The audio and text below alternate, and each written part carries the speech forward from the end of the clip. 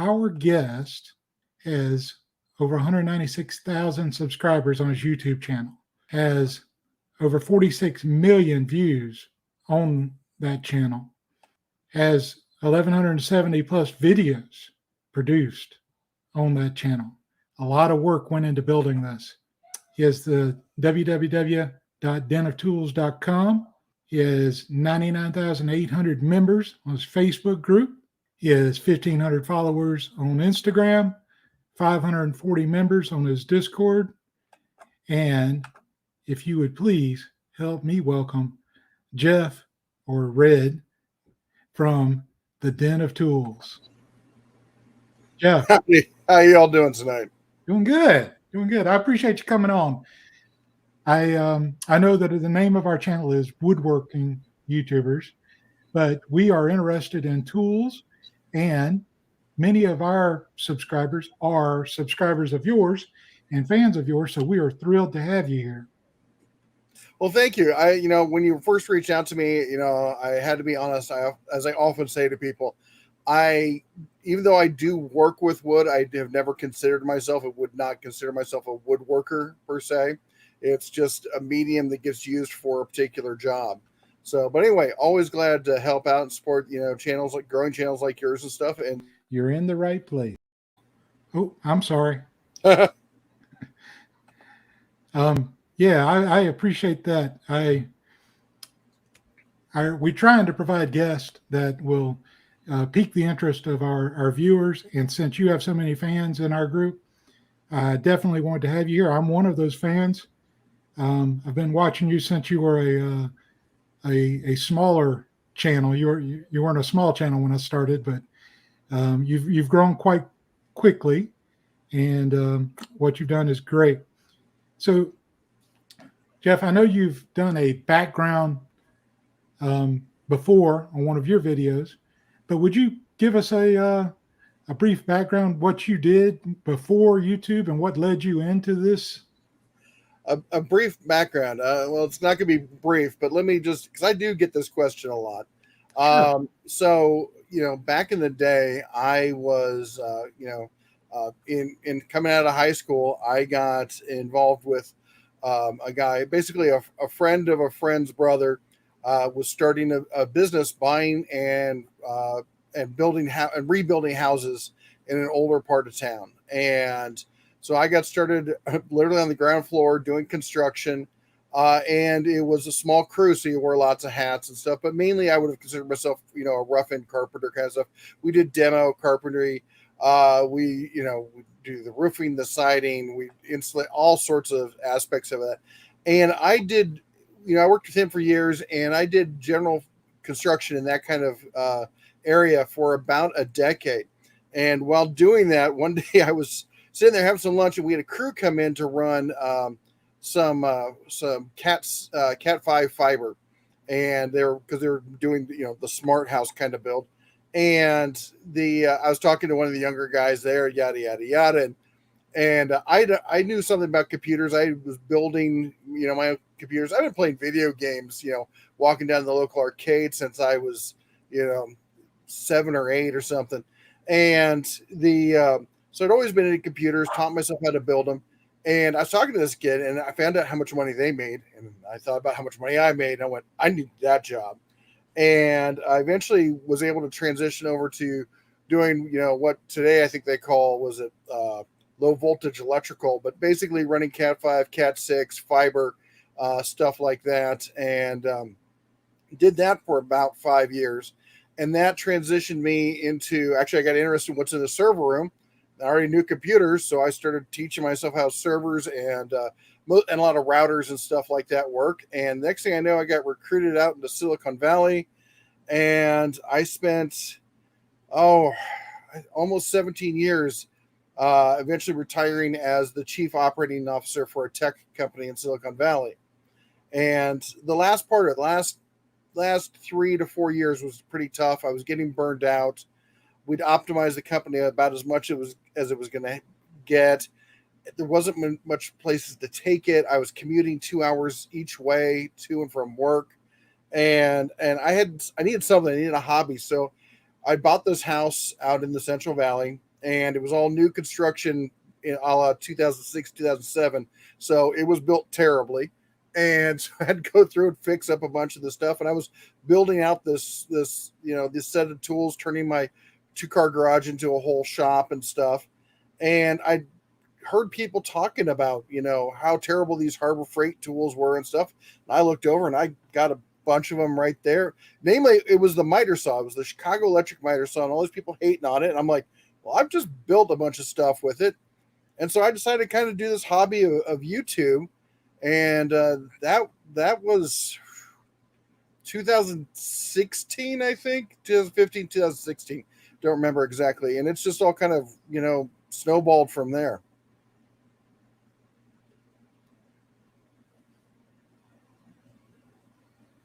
And I just lost audio. I'm sorry. There we go. My dog was barking a minute ago. I did that. I just entered the Zoom trap where everybody in a meeting accidentally goes on mute. So you got started with YouTube, and why the bear? Well, it was a couple of reasons. A, I'm not the most handsome guy to look at. I never understood why people be like, "Oh, I want to sit there and look at some dude and stuff." And B, I was, I didn't want to set up a whole studio in my shop with all the lights and everything, because if you want to get good lighting and have it all show up, there's a lot that goes into behind the camera, getting lighting and bouncing the light right and having the space that's free for a studio. And I didn't want to do all that. And on top of that, here I was taking meetings at, some really high tech companies. I was dealing with some high level people, and I didn't want somebody going in and, "Oh, hey, I saw you on YouTube, blah, blah, blah." And I just wanted a little bit of anonymity when it came to that. So I had this idea about trying to, come up with some sort of, sock puppet kind of thing so that it could be fun. I'm also a huge believer in the concept of infotainment, and that you can inform and entertain, or edutainment is a better term, I think. Educate and entertain, because people who are having fun learn better and take in knowledge better than people who are just sitting there listening to stereo instructions. You've had a lot of successful videos, but I think your number one video was on WD-40. Is that right? It's over like millions of views, 2 or 3 million views. Well, here's the fun fact on that one.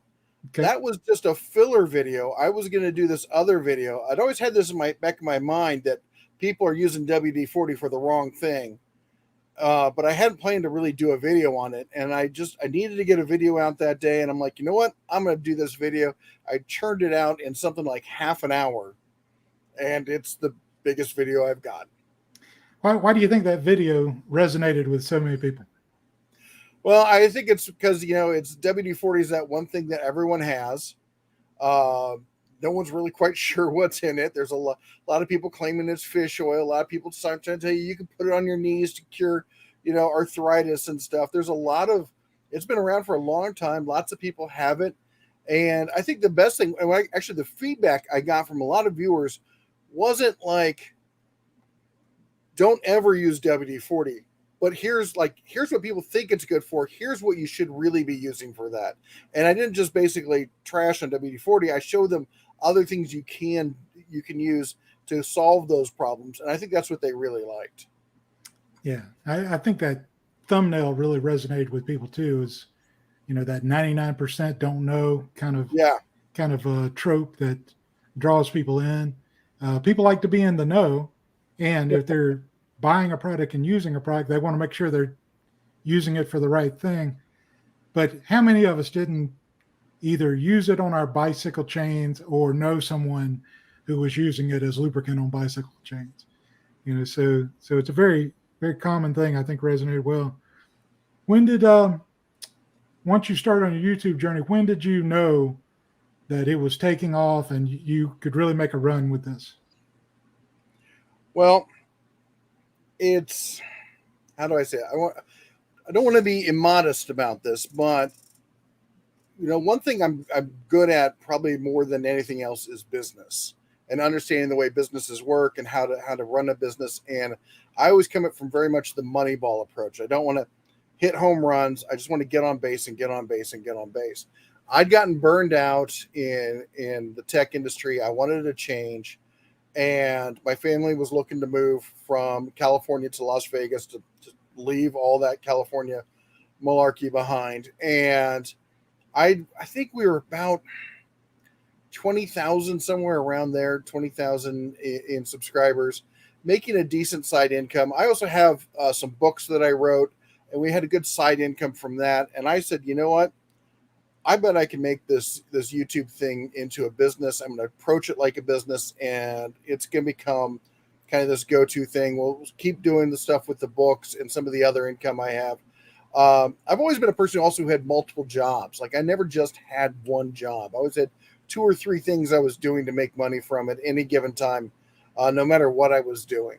And I don't like to sit around and twiddle my thumbs, as it were. So I knew going into it that if I approached it in the right way, did the right things, followed the best practices, that it could grow into something. Now, how big it could get, that was something else. But like, we never really tried to go viral. I never tried to become trendy or anything like that. We always just try to provide good content. I had somebody early on ask me, how big do you want your channel to get? And I said, I don't care how big it gets as long as it's got a good community. So we've actually not done a lot of things that we could have done to grow the channel and become even bigger than we are, because building the right community was more important to us. Yeah. For me, whenever I was first introduced to your channel, it was the honesty and straightforwardness about a Harbor Freight. I don't remember the exact video, but it was something from Harbor Freight, and you found some positive things about the tool, but you were honest about it. That that particular tool wasn't necessarily going to compete with something that costs 4 times as much as it cost, but it has a purpose. And if that purpose meets your needs, it might be the right one for you, type of thing. And I appreciated that, and not feeling like you had a sponsor in your back pocket trying to influence you one way or the other. What's been your approach as far as sponsorships and receiving free tools and so forth? Well, I'll say is, and we take with 100% transparency is the goal here. We do take sponsors, especially as a lot of the smaller channels. And there's 2 ways that they talk about sponsorship. Sponsorship is someone paying you to do something, and the other one is getting free tools and stuff. Now, Harbor Freight has sent me a lot of tools and some big stuff too, the icon cabinets and stuff like that. But what a lot of people don't want to understand or don't want to admit to is I was talking about Harbor Freight and saying that there was still value there like 3-4 years before they ever reached out to me. So it's not like it was something like, hey, I changed my tune to start pushing Harbor Freight. I'd always been saying that Harbor Freight was actually changing the quality of their products, and that there'd always been diamonds in the rough out there, but they're getting to be more and more of them. As far as getting tools sent to you, as a small YouTuber, it's hard to have a lot of content if you don't have the income to go out there and buy a lot of the stuff. Now, I did have that income, but I didn't want to put it towards this. And, I don't like buying tools. I know I don't like buying tools that I don't necessarily need or don't see that I'm going to need in the future. And a lot of times companies will send us tools that we don't even think about. Like recently I got a sponsor on an ODB2 reader, and I honestly thought it was going to be trash. I thought this thing was going to be junk, but we do the video and we say, hey, look, this is a sponsored video. Here's the thing. And especially on the sponsored videos, I like to sit there and say, look, I'm not going to give you judgment from me personally on it. You guys decide, have it out in the comments, and let me know if you think this thing is valuable, if you think it's trash, because it's I just want to be clear and transparent about it. But it is a business for us, so we have to make money somehow. And and YouTube, YouTube's really they can be really up in the air about, they don't tell you why a video is doing good. They don't tell you why even one video made. I'll have a video that has 10,000 views that will make twice as much money as a video as the same amount of views on another video, and YouTube won't tell you why. And it's really hard to figure out. So you got to have other sources of income out there if you want to have something stable. And I've got 3 kids and a wife and a Labrador and whatnot. So we just try to be completely transparent about that, so you always know what's going on. Your wife's part of the channel now. She is. What was her reaction whenever you first started doing YouTube? I don't think she was surprised. So I've always been an entrepreneur kind of person. That's where I'm at. I would much rather, start things up, build things, do stuff for myself than go and work for somebody else. And so she wasn't surprised when I started doing it. I think she was a little, and honestly, she wasn't all that surprised when we started making money, because we'd already done this in publishing. I'm a self-published author and I've done well enough on Amazon that I actually have my own rep from Amazon who calls me, once a quarter, and we talk about what things are going to happen, where we're getting promoted and whatnot. But so she'd seen stuff like this come out of nowhere and kind of blow up into something. So for her, YouTube was just another thing. But she swore she was never going to be on YouTube. And when I started getting her to do the Sunday night live streams, that was a big. She's not a put herself out there kind of person, so that was a big jump for her, and I was proud of her for doing it. Well, she's doing quite well at it. She seems very comfortable on camera, and she does well responding to people's chat comments. So I encourage her to keep it up. At what point did you transition from behind the bear? Well, so we started off, the first videos I had there was no bear in it. And we got the bear, and I just constantly used the bear for everything. But a couple issues. A lot of people, want to see the face of the person who's behind it. And it was never a case of trying to, especially once we went full time, it was never a case of me trying to hide my identity. I'm actually very open about who I am.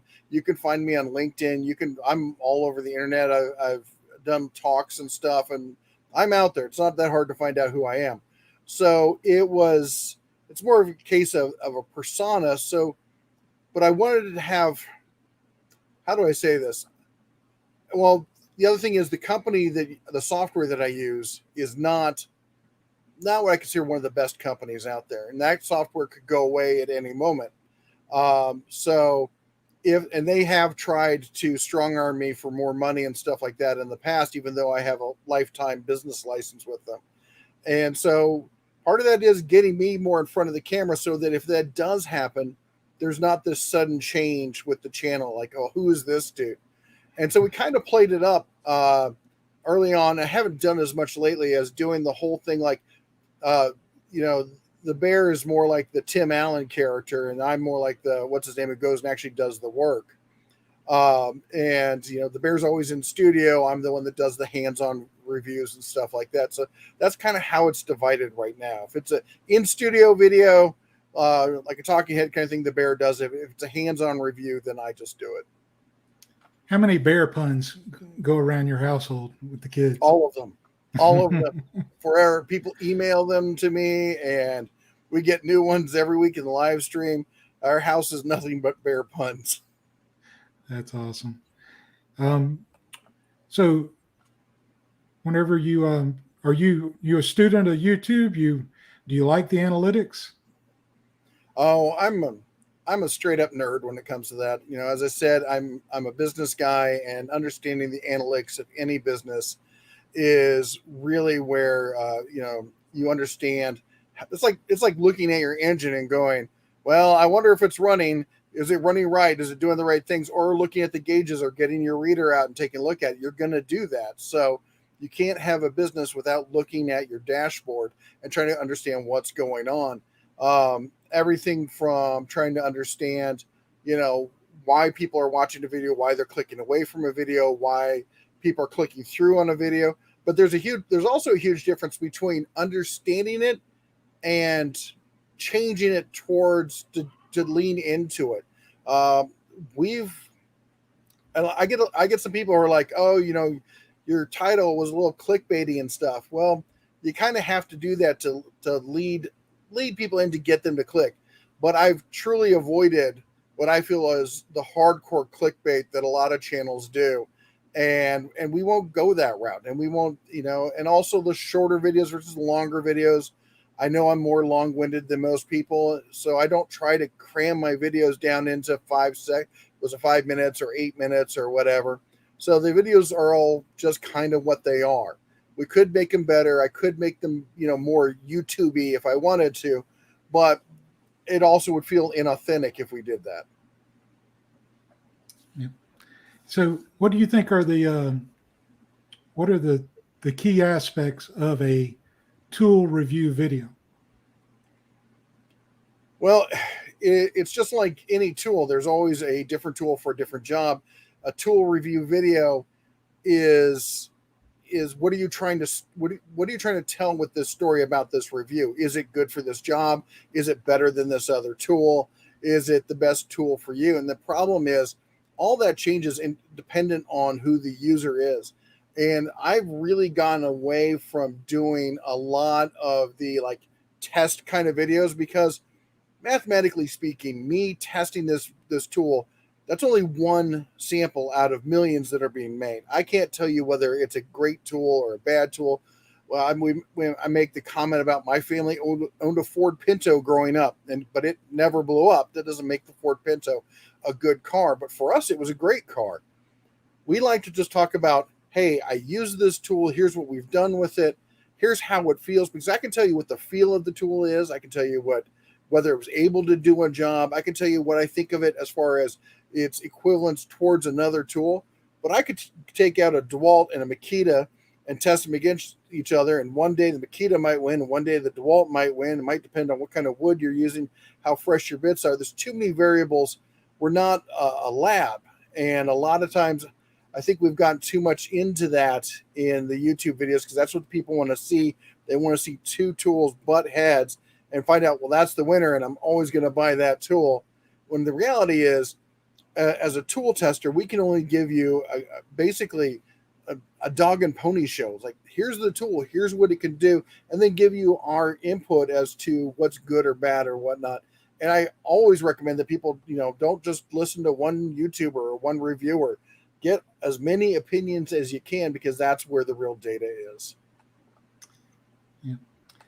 Speaking of others who do tool reviews, Mastering Mayhem had their baby boy. Thanks for letting us know, Alien Leader. Yeah, so and Mighty Sawdust was telling us the same thing. That is awesome. I'm glad, happy for Ira and Marius. Yeah, Marius. And glad for them. And that's a good channel. She has some good reviews on it. There is a question here. Has a company ever sent you a nastygram for not giving their product a super positive review? Oh, yeah. Yeah.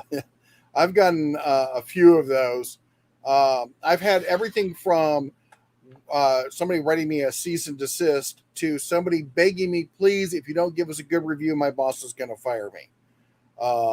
And the reality is you get the review you get, whether someone's paid for it or whether they sent me a free tool or whether it's a tool I purchased myself.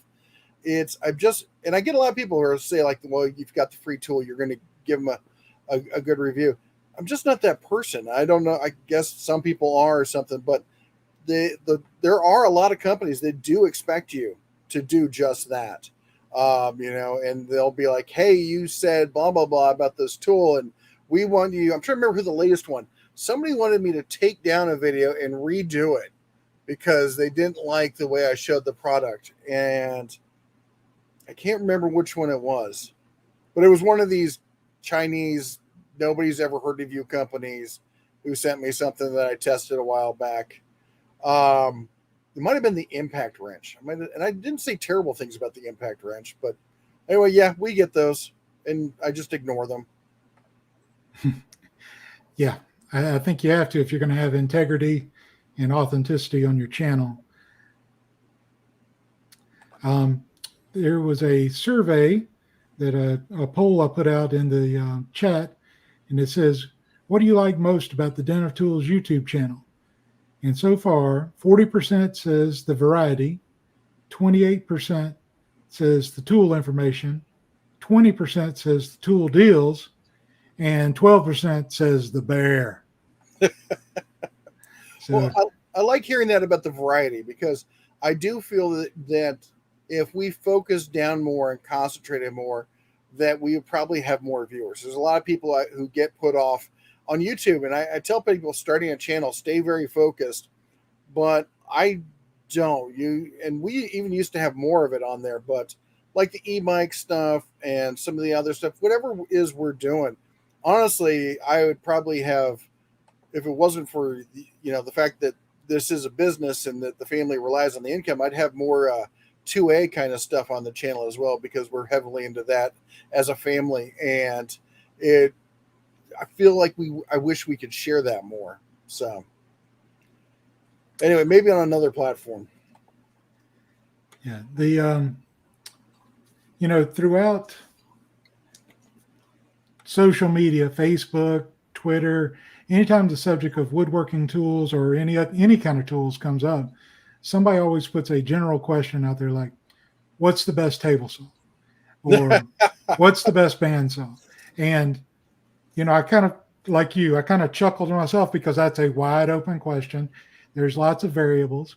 You've done videos showing people some of the things to look for in a table saw, like here's the difference between a cabinet saw and, and a contractor saw and that kind of thing. How do you normally address whenever people give you those high-ended, wide open questions?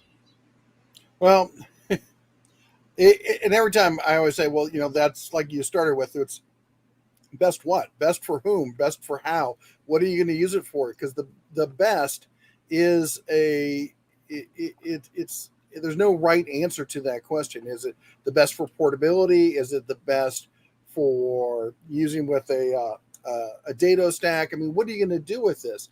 I get lots of people trying to go, well, I want to get like the Harbor Freight Hercules table saw because you said it was a good table saw. I'm like, no, I said it's a good compact job site table saw. Honestly, I hate it, but I hate all compact job site table saws. They're tiny little things. And, for me, a table saw should be a giant piece of equipment with a huge cast iron top that I can run full sheets through.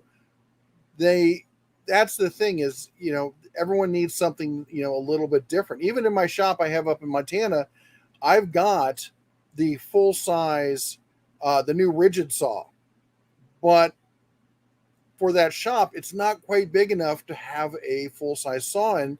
So I've got a folding job site saw that Evo sent to me that I'm probably going to be using for almost everything. I probably end up getting rid of the rigid because even though it's a better saw, it's not the best saw for my situation.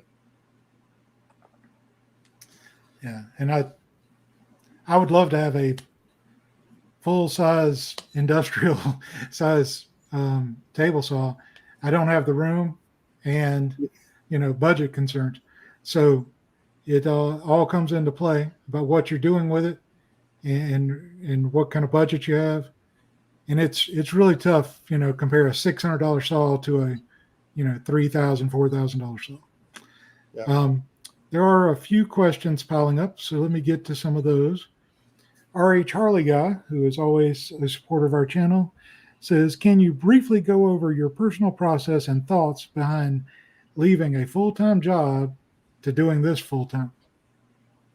Briefly, I could touch on some points, but that is such a huge discussion for yourself and for your family.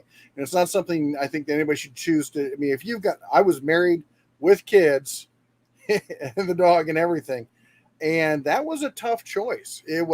We had some benefits. We sold a house that we bought during the housing crash, and we sold it as things were starting to boom again. So we were able to pocket quite a bit of money from the sale of that. We bought an RV. We traveled a whole bunch of the Western United States in that, and but the we had this cushion. On top of that, I had other sources of income. I have books that I wrote.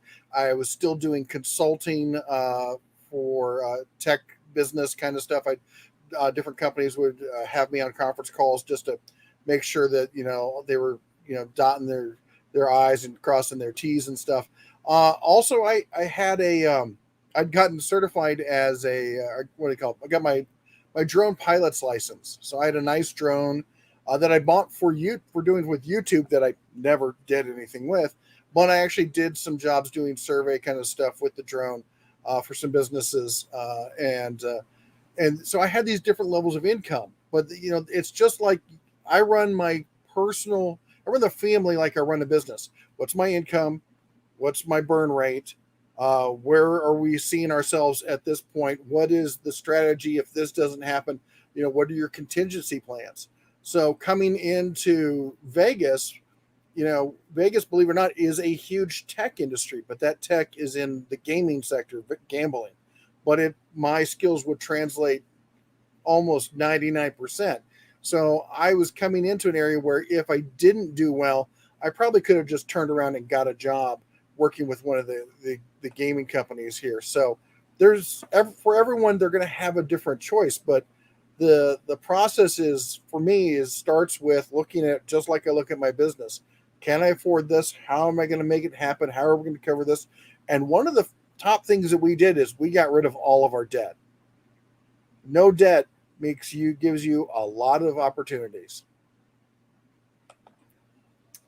Yeah, I like that. If you're looking for possibilities and doing something with a level of risk as far as changing your source of income, having no debt definitely is an advantage, and Well, let me just gives also you the add leverage. this. And what a lot of people don't seem to realize is, if you make $100,000 and you're spending $100,000, if you save $50,000, that's the equivalent of you making an additional $50,000. So if you can reduce debt, reduce paying out in your life. And I'm saying everyone has to be completely frugal and stuff like that, but my wife is legit one of these super couponers who always finds these great deals and stuff like that. And if you can do that, even if you're not looking to walk away from your job, it gives you the ability in your job to ask for more money, to demand that they respect you more, and if not, you have that option to leave because now you're not feeling as tied to that job. Sorry, I just want to throw that part out there. No, it's very, very good. I have worked with people who wanted their employees to need them more than he needed the employee. Yep. And you don't want to be in that situation where you need your boss more than your boss needs you. You want it to be a partnership, really. You want to earn your money, and you don't want to be leveraged down because of debt holding you back. Completely makes sense to me. All right, let's look at Q McMath. McMath Woodwork says, what's your opinion on the stick with orange or red or yellow tools because that's the battery platform I already have? Point of view. I know there's a good argument for that, but even before I started doing this, I've never had a problem with having 2 or 3 battery platforms. If there is a better tool or a group of tools in one platform or another platform, I don't have a problem. Right now, I have all the battery platforms, which means I have all the chargers. I still manage to find a way to make it work and stuff like that. Having 2 or 3 battery platforms, especially when you buy stuff around the holidays, if you buy around Black Friday and stuff like that, you're going to get these starter kits. It's going to get you the tool with a bunch of batteries and the charger and stuff like that. So if you want to dabble in 2 or 3, areas, that's totally understandable. Now, if you are like, I don't know. I've had guys who say, "Well, look, I'm on a tool. My tools are in my truck. I'm an HVAC guy, and I have to have them help use the same battery." And then I have other guys who are like, "Yeah, I do the same thing, and I've got 4 battery platforms." So people find a way to make it work. Question is, do you want to be forced into using all the tools from one platform, or are you willing to, make a little bit of a sacrifice so you can use best in class tools? It's a personal choice. Yeah. I don't like to being tied down to any one platform. Alien Leader says, what type of tools do you really enjoy reviewing, power or handheld? Well, that's a good question. I've never had that question asked. So good one there. Um, I don't know. I like handheld tools. They just don't shine, as much. People, if you want somebody to click on your video, it's almost always cordless power tools. But like I like hand tools a lot, and I even like corded power tools. And I tell people this all the time, and no one listens to me. I built houses before cordless power was a common thing, and it was, and we managed to do just fine doing it. So, but there's a lot of great hand tools out there. And some of my best videos are doing tests with hand tools. There was a wrench video I did testing 10 millimeter wrenches and stuff like that. I had a fun one where I cut what do you call it, ratchets in half with a bandsaw and then returned them to see what the company would say. That was a lot of fun. But I do like, hand tools a lot, and probably wish I should probably do more videos on just hand tools. Great. So we have a question from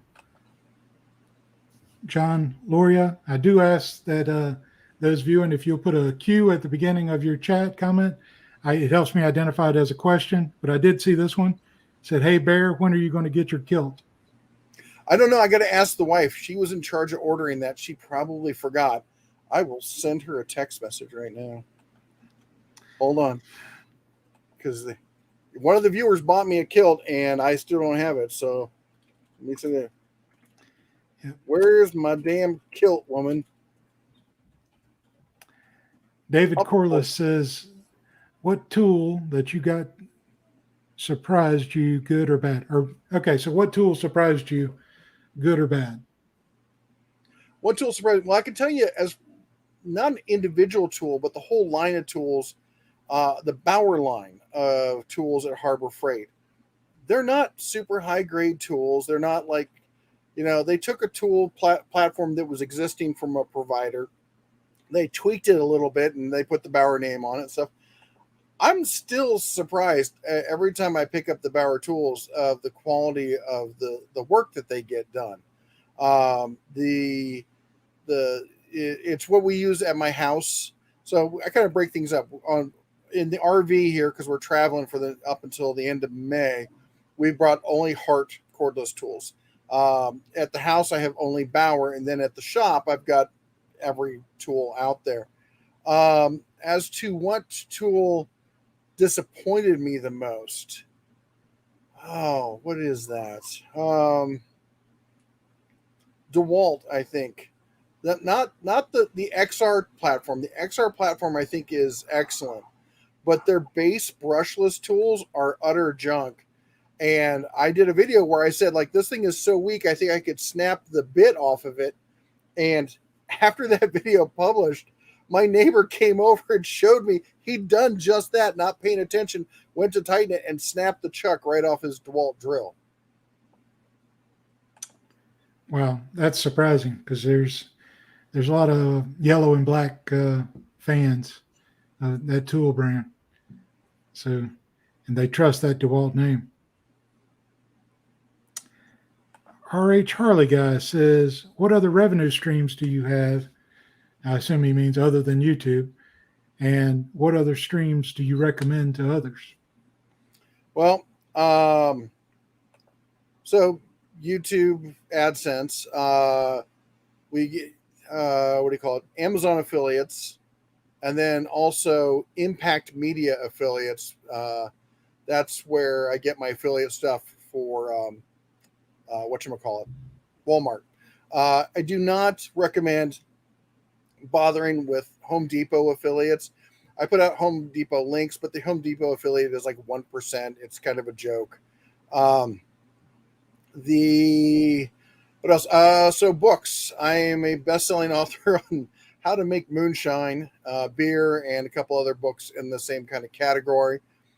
So I still make a pretty good chunk of change every month from that. What other streams do I have? We have sponsored videos. I've done sponsored videos from Skillshare, Squarespace. I did propertyroom.com. We did that one for a while.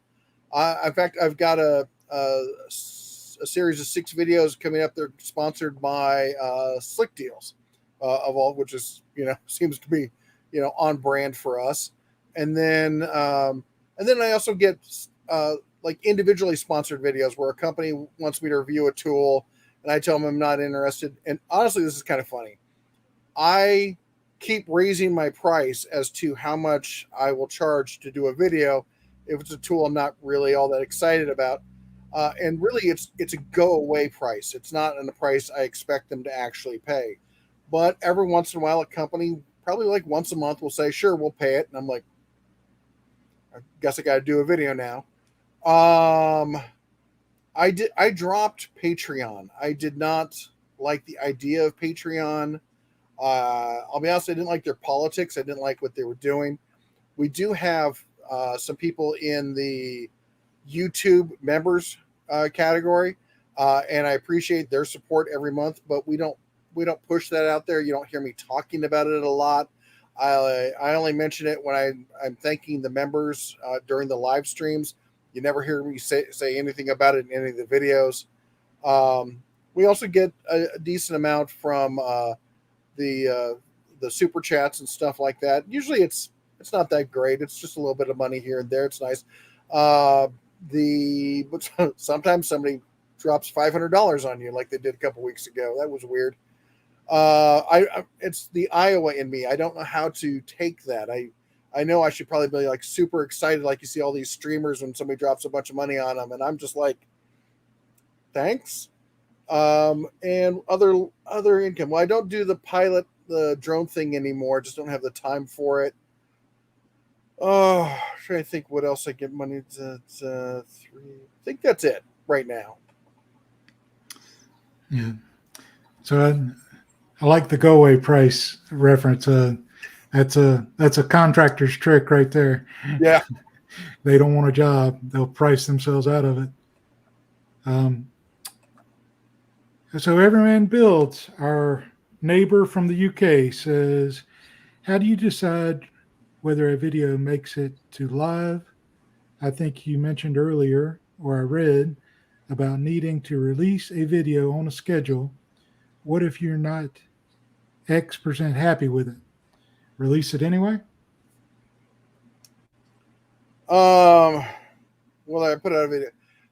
I've put out a lot of videos, and I would say I'm not happy with most of them. I'm always looking at something where I can tweak it, I can make it better, I could do something else. So early on, I had to give up on perfection and just get production going, and then hope that perfection would come. And I've gotten better as I go along, being able to do the stuff that needs to get done, and be the kind of person on screen, or the kind of bear on screen that people want to talk to, and they want to see, and they want to interact with, and stuff like that. But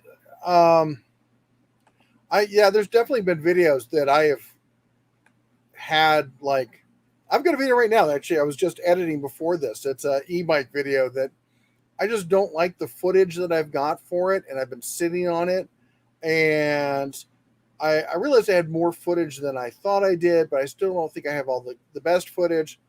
But the reality is, for the video I'm putting out, it's probably good enough footage. So we're probably going to release that here in the next week sometime.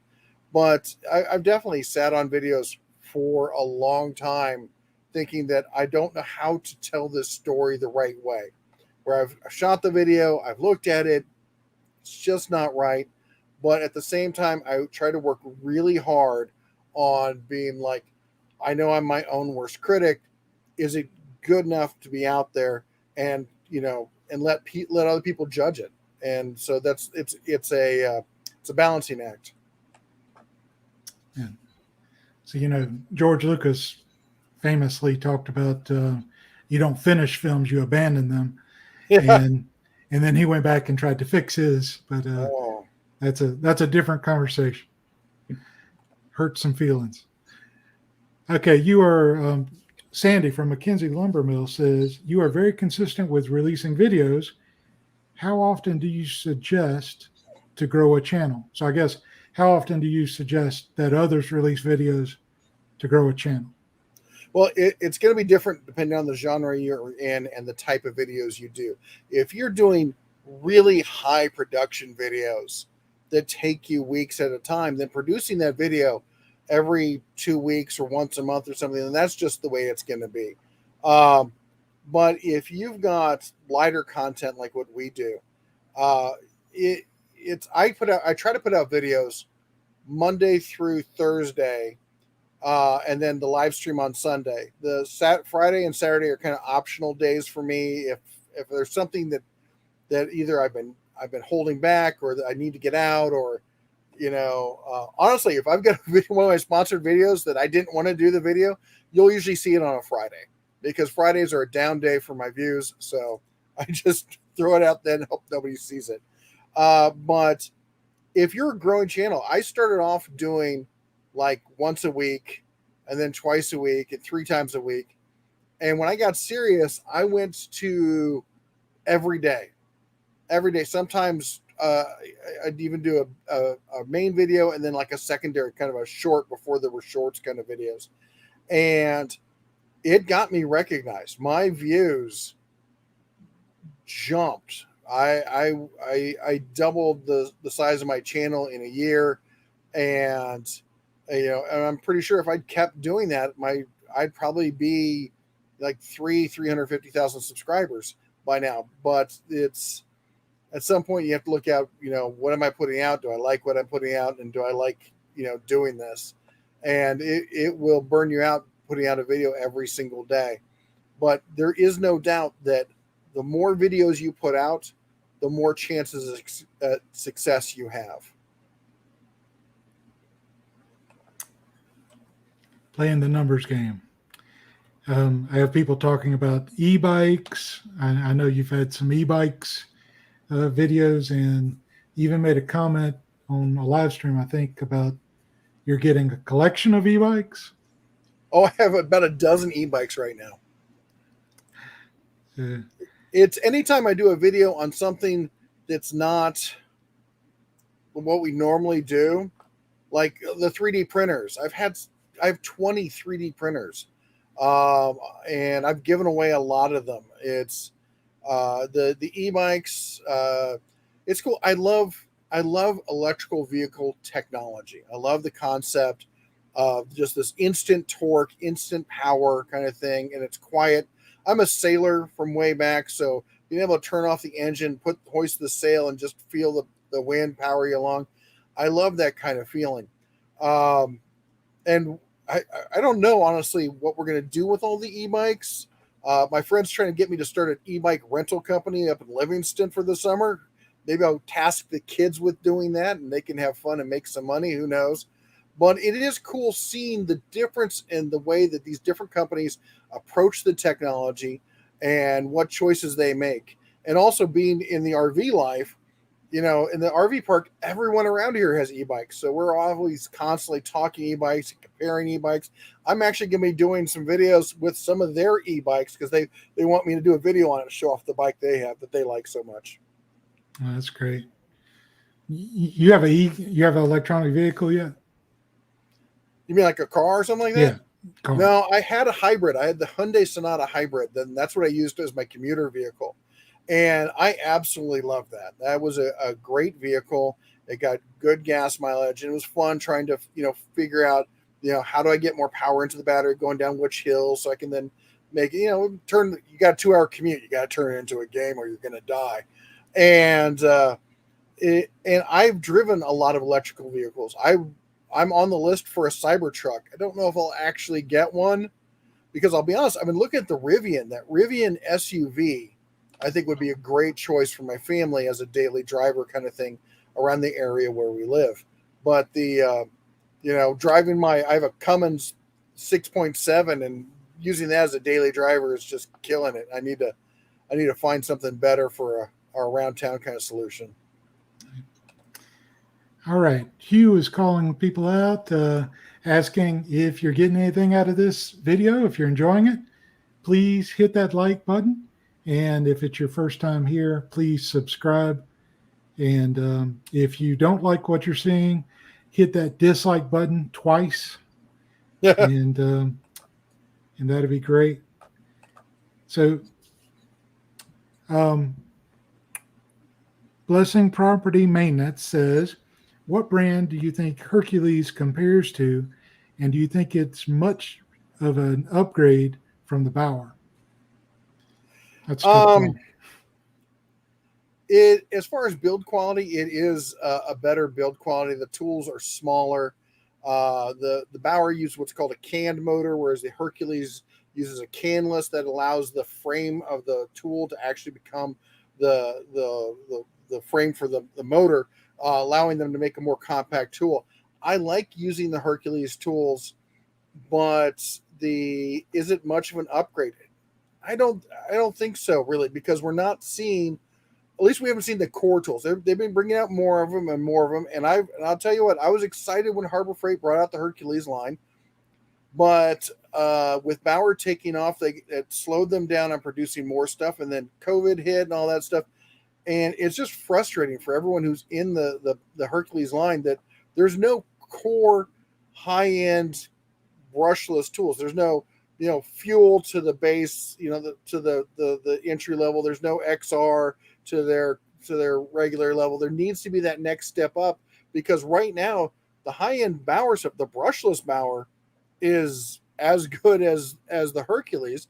And when Hercules came out, you can get a 4 amp hour battery for like, was it $35-$40 or something? It was a great deal. We're not seeing that in batteries right now. So the drive, the selling, what am I trying to say? The reason to buy for the Hercules has gotten smaller and smaller and smaller. I know they're coming out with a lot, like the grease gun is great and stuff like that, but they need to come out with those core tools and they upgrade to keep Hercules becoming a solution for anybody. But right now, I don't see it. Gotcha. So, RJ, is it Easy? Says, what's the worst thing about New Mexico? The roads. They're terrible. What's the best thing about New Mexico? Leaving it. Anybody here from New Mexico? Let me know in the chat. I take it back. We spent the night in Tucumcari, and actually almost a full day there, and the people were super nice. It's a cute little town. They're going through some real hard times with trying to stay viable as a town. If you're traveling through that area, get off the highway, stop in Tucumcari, drop some cash, see the sights. Especially if you're there in the evening, they got some beautiful neon, old classic neon on the strip down there. Great little town. Albuquerque, go around it. Anyway, I've said my piece. Sandy over at McKenzie Lumber Mill says, do you have anyone working for you? Well, I got 2 kids and a wife. No, I don't. I've thought about outsourcing different jobs, but instead what I did was I worked on my workflow. So, and sometimes you'll see me goof, is like doing video editing used to be a really long and tedious process. Well, 2 things I learned, which is to keep talking and keep the running dialogue going rather than stopping and going, and then say the next thing and say the next thing. my first year of editing was just editing out all those pauses, and now I've gotten better of stream of consciousness kind of stuff, because I don't write out anything. I might do some bullet points so I know I'm hitting everything that I need to talk about, but I don't script anything because that just takes forever in a day, and it ends up being essentially the same thing. I either take the time scripting or I take the time editing. But now I've worked to the point where I can just say what I need to say and keep going. But the other thing is, if I do mess up and I do have to stop, I clap 3 times, I pause, I reset, and then I start again. And that allows me, when I'm scrubbing through my editing file, I can see those 3 spikes in the audio and go, okay, I need to cut there, I need to cut there, I need to cut there. And it really limits my editing time. And so, between, I'll use the kids sometimes as a cameraman. If I need a mobile cameraman and a tripod, won't do it. But other than that, no, it's just me. And you can tell because I'm terrible at graphics and stuff like that. I am not an artist in any way, shape, or form. But at the end of the day, it's more for me. I feel it's more about being authentic and just being us. So what kind of editing software do you use? I use Adobe Premiere Elements. So I've tried, and I actually learned on the full Adobe Premiere, and I tried the Blackmagic Studio. I can't remember what they call it, DaVinci Resolve. And that's a great editing, and it's free. Last I checked, that's an incredibly powerful editing piece of software. But most people are watching YouTube on their phones. It's a little tiny phone. There's only so much you can see. It's a 10 to 20 minute video. I don't need to be doing that much. And I found with Elements that, again, it streamlines my workflow. I can get the basic stuff done. I can cut. I can insert images as I need to. I can deal with a green screen if I have to deal with a green screen, and I can get it done and move on to the next thing rather than spending my whole day tweaking whether my lens color saturation is right. I'm not one of the food videos. The guys doing the food videos, they have to worry about all that. Me, not so much. What kind of camera are you using? Well, I got 3 cameras that I use right now. I am using a Logitech I think it's C93 or C90E. It's the old. This camera is legit 12 years old. It was the camera I used for video conferencing back in the day. It's a business class webcam, and it's good enough. And I keep thinking, hey, I'm going to upgrade my webcam. And I've tried a couple times, and I've never seen a difference. Nobody can tell a difference. The other thing I have is I have 2 GoPro 8 Black. I have one that I keep in the waterproof case, and I have one that I use with one of these for exterior, better sound and such. If you use a GoPro, I highly recommend you get something like this. This pops open. You can charge 3 batteries, and you can plug in an SD card right there. It's got a place to hold 2 SD cards, and then you just plug this into your computer, charges your batteries, download your data, super quick and fast. Again, it's all about streamlining your workflow. And then the third thing I use is my cell phone, and I've been using my cell phone since day one. I've upgraded. I recently did upgrade our cell phone to a iPhone 13, and I haven't had a flagship phone in years. We had the Moto G, the middle of the road Moto, for years and years and years. So I see all these creators trying to get started, and they're like, I need to buy a nice camera. I need to buy this. I do have a Canon. I have a Canon, the mirrorless kind, with takes lenses and stuff. It's in my camera bag. I can't remember the last time I used it. You don't need the fancy equipment. Just get started. Start making videos today. Keep making videos. Always try to get better. Yep, good advice. All right, Chris from 4321 says, looking for a second drill driver combo for woodworking, and I'm torn between the Bauer and Flex, the latter having the lifetime warranty. Using rigid now. Any thoughts? I have both of these. Both of these were given to me, so that's that 100% transparency kind of thing. Flex is fantastic, but the only reason to buy Flex really is you are a high power user and you need the top level, okay? Because these are not small pieces of equipment. They're big. They've got big batteries. They're heavy. I love the recip saw. It's probably my favorite recip saw in the world because it's got great shock absorbing and stuff like that. The drill, very powerful, fantastic drill, but I wouldn't use it unless the job specifically required top tier power. I would much rather get the Bauer, get the 2 year extended warranty, and if you're worried about it, because the reality is, the if you're not ever going to be really pushing it that hard, and I'm guessing in most woodworking, you're not going to really be going that hard at it. I mean, I've done some and stuff. I think that the Bauer, heck, a Ryobi could probably do it just fine. I'm a big fan of the Skill 20 volt, the Cobalt 24 volt. They both have 5 year warranties. I think any of those could do the job fine.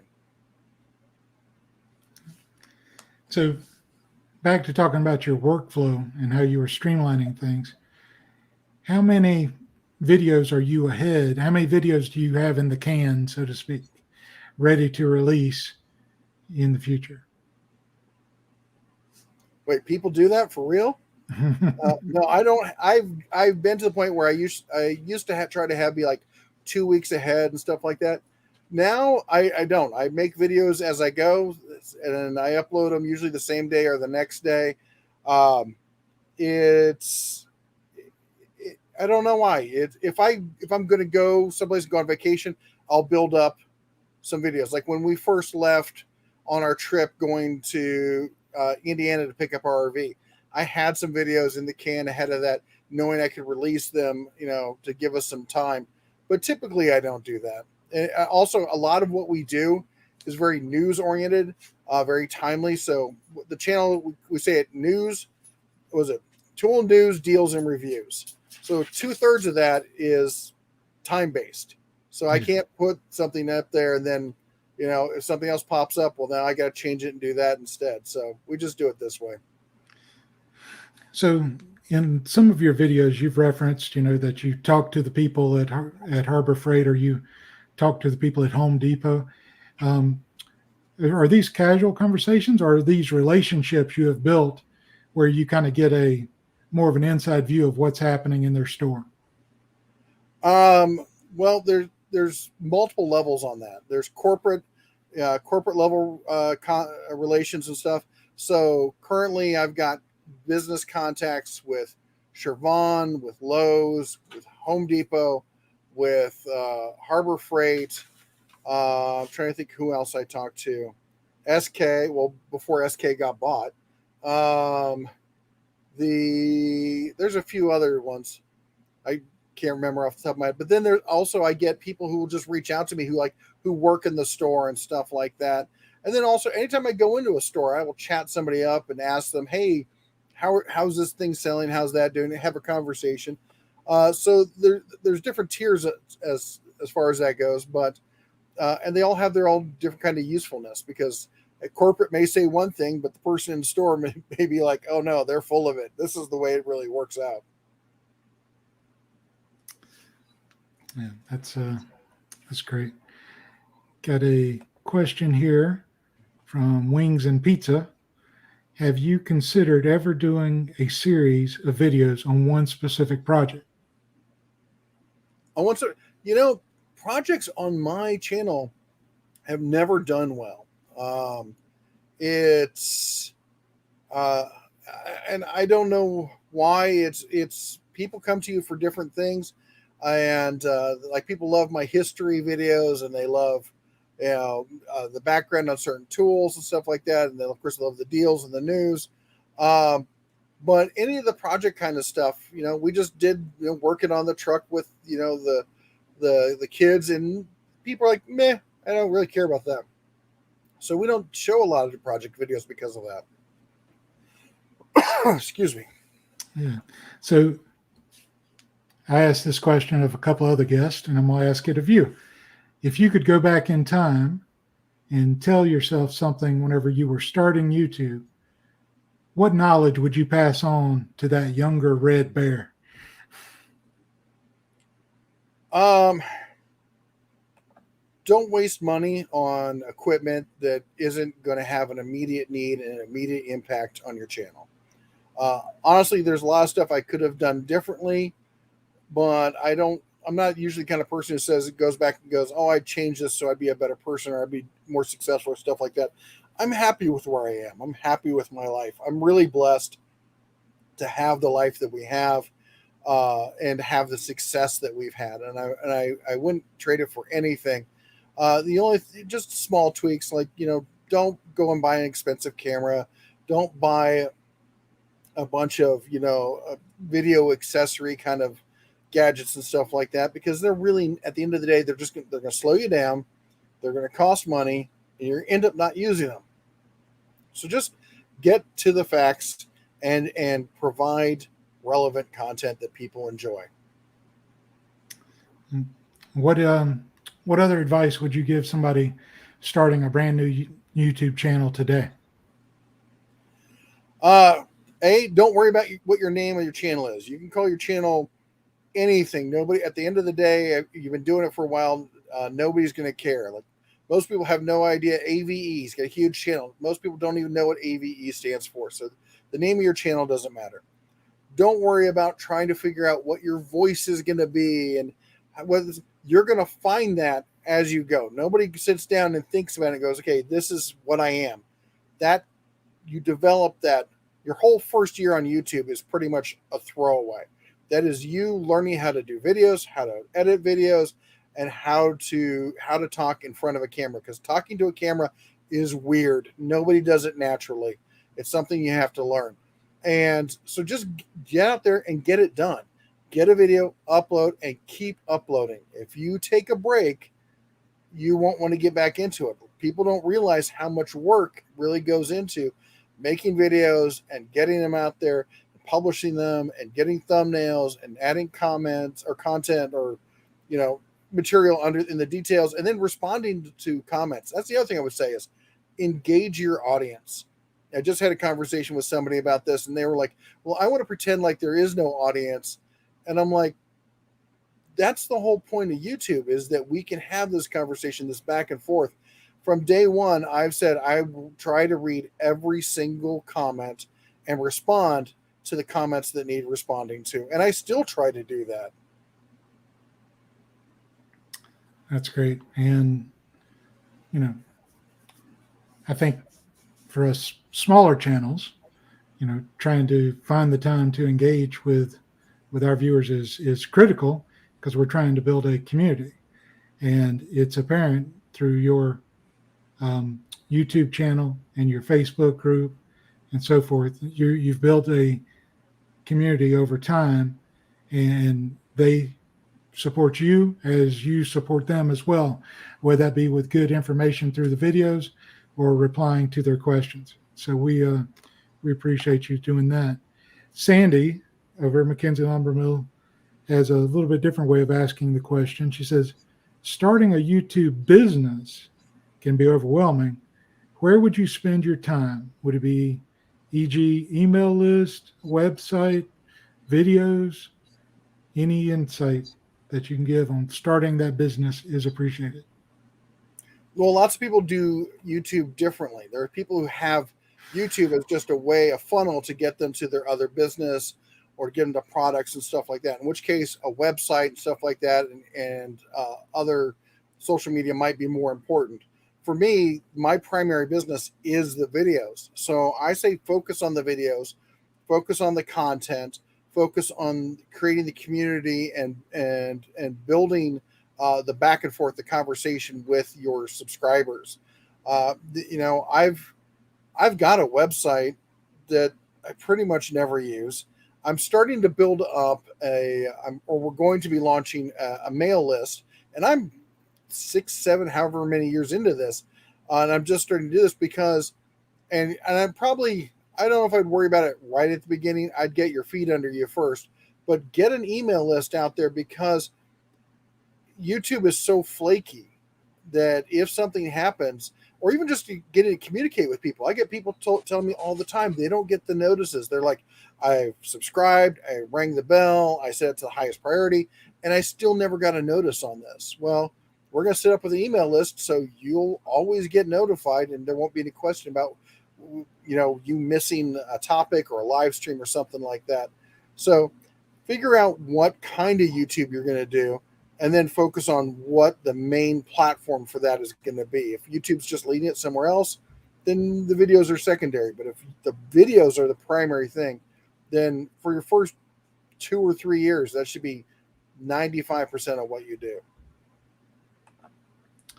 You've done a great job with your live streams and having your wife and sometimes the kids pop in and so forth. How are you enjoying those, and what kind of challenge has that brought compared to your standard schedule with the videos?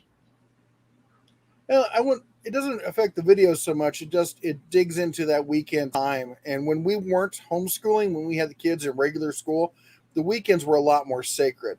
Now that we're homeschoolers, I don't often know what day of the week it is, except I got to remember on Sundays, and I got to remember Monday's deal of the week. And we'll often have conversations going, what is going on here? What day is it? But we absolutely love doing the live streams. It's like this great family gathering. We get to sit around. I wish there was a way we could like serve food and like have a barbecue and stuff with everybody, because we have such a great time and we have such a great community there. I was just emailing this past week with one of our viewers who recently had back surgery. He's already up and planning to go back to work on Monday. I'm stunned about that. But we get to share in everyone's lives. There's been good times and bad times for people, and hopefully we've been able to be with them through those bad times. And because they're friends, they're kind of family, they're extended family, and it's become really something that I never expected from the whole YouTube thing, and we really enjoy it.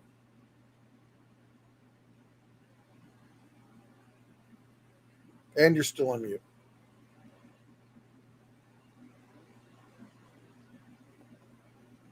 How about now? Okay, so the dog is barking again. Yeah, I know. You're doing great on the live streams. Your wife is doing great. I think it's super, and I enjoy them. Most of the time I have to catch them on replay, but they've been good.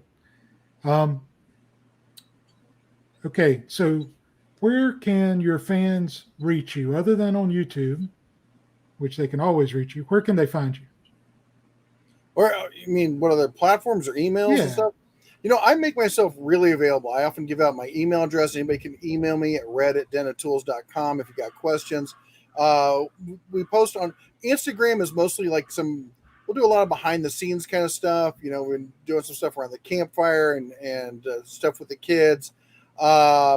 We've got all of, I think, 13 followers on TikTok. One of the kids is supposed to be doing the TikTok thing, so you can see where that's at.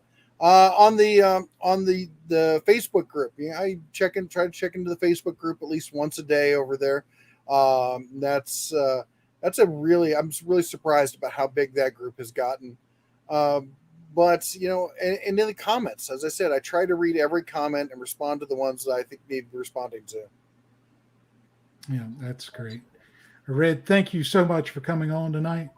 I truly enjoyed it. I hope it wasn't too much of an inconvenience. And I can tell by the comments that our viewers enjoyed it.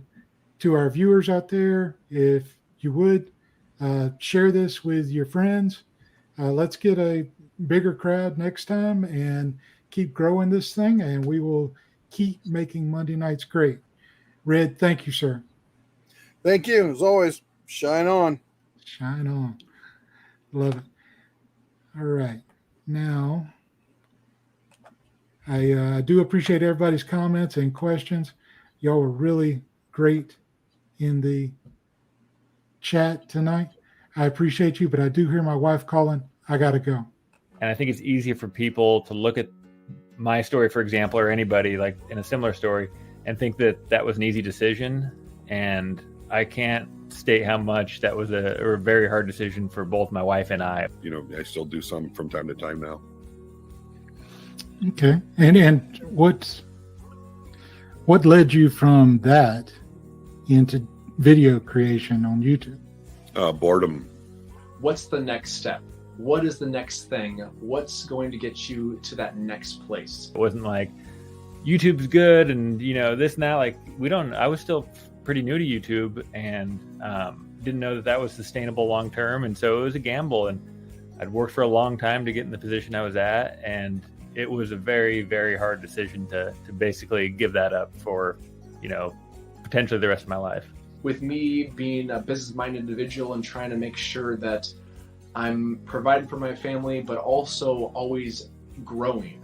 It's really kind of sad because I didn't get involved even when he was doing the noodle boards. He pretty much did all that. I did everything in the house so that he could stay in the shop a lot. I am a little conflicted, I think. It initially started off with just sharing like my sewing machines and sewing tips and stuff like that. And then it kind of morphed into sharing the Mastering Mayhem merch items that I was making. And then along the way, I kind of shared some DeWalt tool and obsessions that I've had. Hats off to Ira. I mean, I can't imagine doing it with small kids. That's a lot of work. Well, this is a little chaotic, so. My part really didn't start until Live Edge started. When we started Live Edge, I don't know, I felt different about everything. It felt real to me.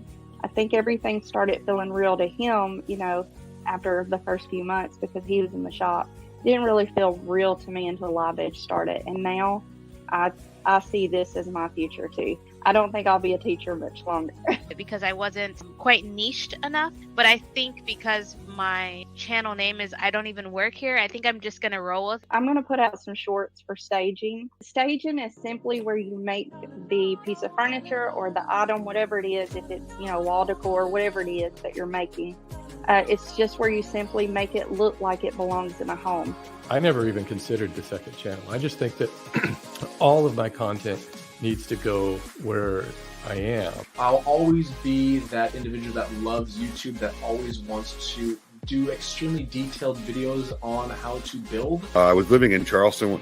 This was back in, we're talking 2013, March 19th, 2013 was when I posted my very first video. So think about what the kid actually wants. Try to come up with projects that are quick wins. Sometimes it's not even really hammering something or sawing something. Sometimes it's just simply gluing a couple things together and then painting it. Like, think like a kid. I had talked to a lot of people in the area trying to find a woodworkers group, any people that were building stuff. Didn't even have to be woodworking, there just wasn't much of it. So a friend of mine suggested making videos on YouTube to reach out to other, meet other woodworkers, reach out to other people who were building things. And so I started checking it out, and that was really cool. I saw, back then it was Steve Ramsey, Mark Spagnolo, Laney Shaughnessy, and of course Matt's Basement Workshop. And they were kind of, those are really the four guys. I call them the four fathers. They're the four guys that really started the woodworking DIY thing on YouTube. Those were the guys that started it all. And then there was Matthias Wandel and John Heintz came along. And about the same time, Jimmy DeResta had started his thing, Bob Claggett, and I started about the same time, roughly within a year span there. We all started right around the same time, and it was just fun and exciting. I put a video up. It was the worst video that's ever been posted to YouTube. If you're hard on your videos, go check out my very first video ever. You won't feel so bad, I promise. But people commented, and I was interacting with them, and I took like another 2 months and I put up another video, and it happened again. People were, commenting and talking, and I really enjoyed that aspect of it.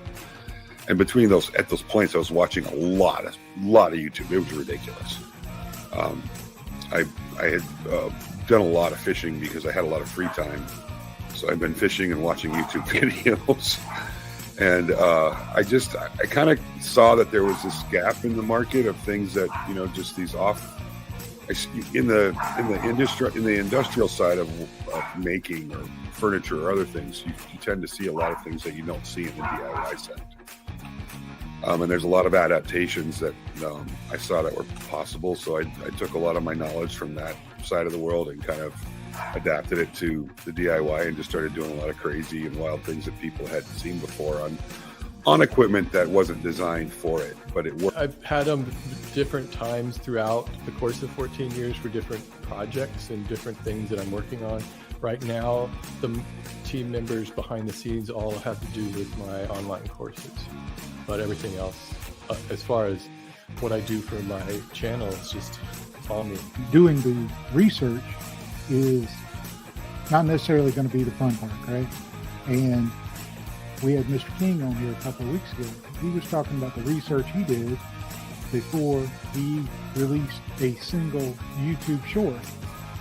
Well, the research he did led him to putting together a video less than a minute, but there was many, many hours of research before that, but it led to 5 million views. So research can be very important. This is counterintuitive to a lot of the suggestion out there on YouTube where everybody says, just hit record. Just go out in the garage and hit record. And your viewpoint seems to be different than that. What do you say to those people that say, just hit record? I'm glad you brought it up, RT. There's a lot of, I call them talking points that have manifested themselves for whatever reason in the how to grow space.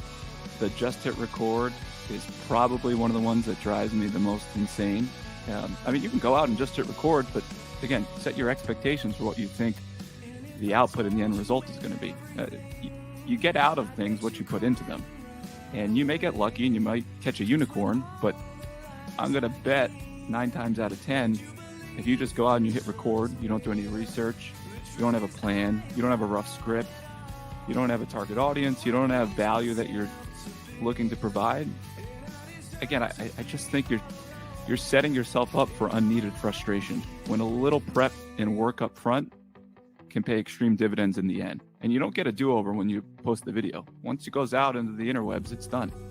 And you can't go back and redo the same topic right away because then you look like a goof. I'm inspired by this guy. It's a little not fair because he does have a bigger, larger channel, but he has a smaller woodworking channel that's done pretty well this past year as well as in 2020. And his name is Robert Dunn. Authenticity is something that I strive for all the time. I always try to just be myself, but everybody always says that. They always say, well, when you're on camera, just be yourself. But as soon as the camera goes on, you're never really yourself because you're always aware of the image that you're projecting, and then you're going to refine that further when you're editing it. At best, I think most of us are only, at best, maybe 80 to 90% ourselves. There's always that part that's carefully curated. And he's hilarious. I think he is one of the best people in front of the camera in our space. His bigger channel is a car channel. I'm not going to kind of focus on that. But Underdone, he has made a handful of videos this past year. Not nearly as many as he made in 2020, but he still racked in quite a few views. Especially, he had some videos over 100,000, some over 500,000. And what I really want to emphasize with Robert Dunn, even if you watch his Aging Wheels channel or Underdone, his woodworking channel, is his confidence, relaxation, and charisma. And it might come naturally to him, but I believe that everyone can work on charisma, and they can look at someone like Robert Dunn and get inspired. And as far as working to become more natural on camera, that's just time. You just keep doing it. The more you do it, the more comfortable you get at it. And I do think it's important to, as much as I'm not really a fan of saying having the avatar behind the camera, I do think it helps to imagine that you're actually talking to somebody who will be watching the video. Sometimes it's easy to forget that you see numbers of people watching, but you forget that these are actual people watching your video on their phone or on their TV or wherever. And I think it's important to keep that in mind.